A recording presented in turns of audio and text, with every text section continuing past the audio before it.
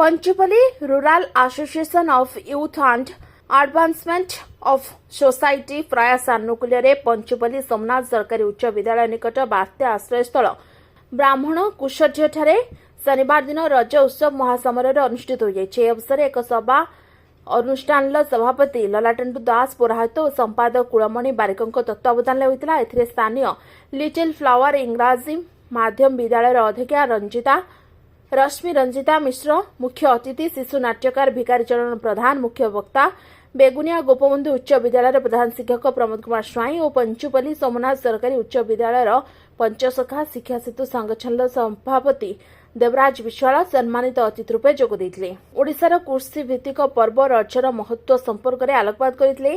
प्रथमे समस्त अतिथि मानकु उत्तरीय प्रदान करी स्वागत संबर्धना कराइतिला। रज उत्सव पालन अवसर अनुष्ठान तरफ रजदोल व्यवस्था कराइतिला। आंचलिक गृहिणी माने नाना प्रकार रज पिठा तैयारी करी आनी एठारे प्रदर्शन करथिले।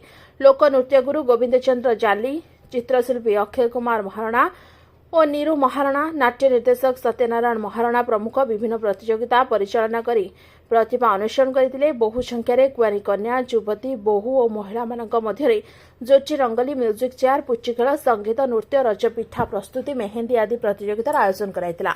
दर्शक माने मन भरी प्रतियोगिता उपभोग करथिले। प्रथम, द्वितीय और तृतीय प्रतियोगी मानकु प्रमाणपत्र और पुरस्कार प्रदान कराजिबा सह अन्य समस्त प्रतियोगी को अंशग्रहण प्रमाणपत्र प्रदान कराइतिला। अनुष्ठान तरफ गणमाध्यम प्रतिनिधि अशोक कुमार पाइकराय, गोविंद चंद्र जाली, भिकारी चरण प्रधान, दीपक कुमार दास और अशोक कुमार प्रधान को उत्तरीय दे संबोधित कराइतिला। मनोरंजन राय, कार्तिक दास, विभू बारिक, दीपक जेना, चंदन महारणा, गुज्जू बारिक, गणेश जेना और अनुष्ठान समस्त कर्मकर्ता प्रमुख और अंचलवासी सहयोग कर कार्यक्रम को सफल करथिले। चिलिकारु गोविंद चंद्र जाली रिपोर्ट ओटी लाइव।